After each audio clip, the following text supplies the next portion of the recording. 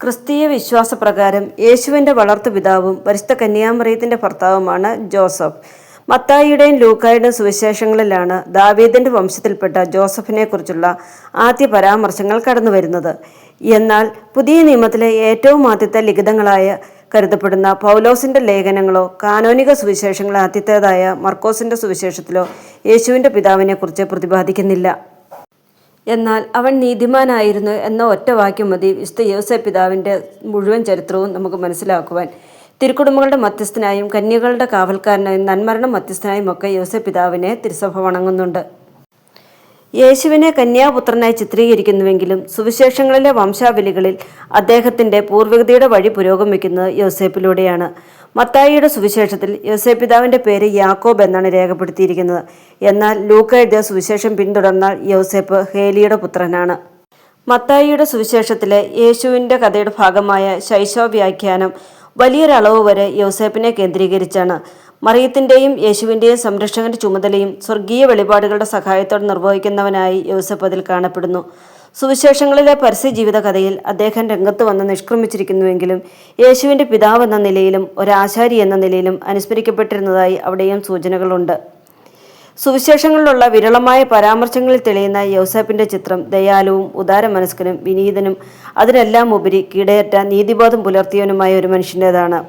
മറിയത്തിൻ്റെ ഭർത്താവായ യോസേപ്പ് നീതിമാനായിരുന്നു എന്ന അസന്നിഗ്ധ സാക്ഷ്യം മത്തായിയുടെ സുവിശേഷത്തിൽ നമുക്ക് കാണുവാൻ സാധിക്കും.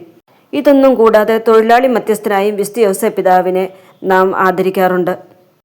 2-ാം നൂറ്റാണ്ടിലെ യാക്കോബിൻ്റെ ആദ്യ സുവിശേഷം എന്ന അകാനോനിക രചന യോസേപ്പിനെക്കുറിച്ച് ഐതിഹ്യ സ്വഭാവമുള്ള പല വിവരങ്ങളും നൽകുന്നു.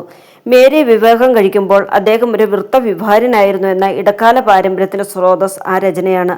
അതനുസരിച്ച് സുവിശേഷങ്ങൾ പരാമർശിക്കപ്പെടുന്ന യേശുവിൻ്റെ സഹോദരന്മാർ യേശുവിൻ്റെ മുൻവിഭാഗത്തിലെ മക്കളാണ്. എന്നാൽ പിൽക്കാല പാരമ്പര്യത്തിന് ഈ വിശദീകരണം അസ്വീകാര്യമായതോടെ യോസേപ്പ് ബ്രഹ്മചര്യനിഷ്ഠനായ വിശുദ്ധ താപസനും യേശുവിൻ്റെ സഹോദരന്മാർ യോസേപ്പിൻ്റെയോ മറിയത്തിൻ്റെയോ സഹോദരങ്ങളുടെ സന്താനങ്ങളുമായി ചിത്രീകരിക്കപ്പെട്ടു.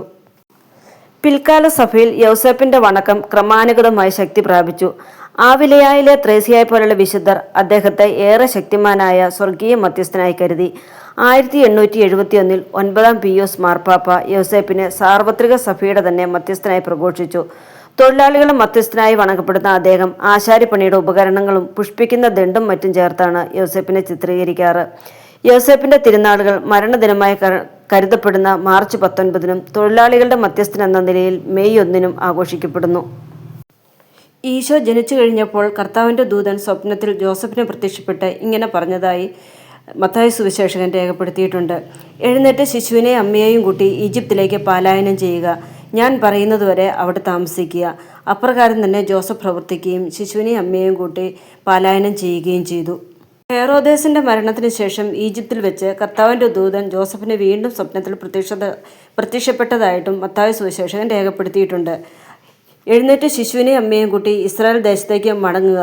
ശിശുവിനെ വധിക്കാൻ ശ്രമിച്ചവർ മരിച്ചു കഴിഞ്ഞു എന്ന അറിയിപ്പ് വിശുദ്ധ ജോസഫിന് ലഭിച്ചതായും സുവിശേഷകൻ രേഖപ്പെടുത്തുന്നു. വിശുദ്ധ യോസേപ്പ് പിതാവിൻ്റെ നാമത്തിൽ വളരെയധികം ദേവാലയങ്ങൾ നാട്ടിൽ സ്ഥാപിക്കപ്പെട്ടിട്ടുണ്ട്. ശാന്തസ്വരൂപിയും ദയാനിധിയുമായ മധ്യസ്ഥൻ എന്ന യോസേപ്പ് പിതാവിനെ നമുക്ക് വിശേഷിപ്പിക്കാം. തൻ്റെ ജീവിതത്തിലെ ഏറ്റവും പ്രതിസന്ധിയേറിയ ഘട്ടത്തിൽ പോലും ആത്മനിയന്ത്രണം നഷ്ടപ്പെടാതെ നിലകൊണ്ട ഒരു മനുഷ്യനാണ് വിശുദ്ധ യോസേപ്പ്. അദ്ദേഹത്തിൻ്റെ ജീവിത വിശുദ്ധിയും ലാളിത്യവും നമുക്കേവർക്കും ജീവിത മാതൃകയാക്കാവുന്നതാണ്. കേവലം ഒരു തച്ചനായിരുന്ന അദ്ദേഹം തൻ്റെ ജീവിതത്തിലൂടെ തന്നെ എളിമയെന്ന മാതൃക നമുക്ക് കാണിച്ചു തന്നു. വിശുദ്ധ യോസേപ്പ് പിതാവിൻ്റെ പേരിൽ വളരെയധികം ദേവാലയങ്ങൾ ഇന്ന് സ്ഥാപിതമാണ്. ഞാനിടുന്ന വീഡിയോകൾ നിങ്ങൾക്ക് ഇഷ്ടമാവുകയാണെങ്കിൽ ഈ ചാനൽ ലൈക്ക് ചെയ്യാനും ഷെയർ ചെയ്യാനും സബ്സ്ക്രൈബ് ചെയ്യാനും മറക്കരുതേ. തുടർന്നുള്ള വീഡിയോകൾ തടസ്സമില്ലാതെ ലഭിക്കുന്നതിനായി അതിൻ്റെ സൈഡിലുള്ളൊരു ബെല്ലൈക്കൺ കൂടി അമർത്തുകയാണെങ്കിൽ ഞാനിടുന്ന വീഡിയോകൾ കറക്റ്റായി എല്ലാവരിലേക്കും എത്തുന്നതായിരിക്കും. ഈ വീഡിയോ നിങ്ങൾക്ക് ഇഷ്ടമായെന്ന് വിശ്വസിച്ചുകൊണ്ട് നിർത്തട്ടെ. ദൈവനാമത്തിന് മഹത്വം ഉണ്ടാകട്ടെ. ആമേൻ.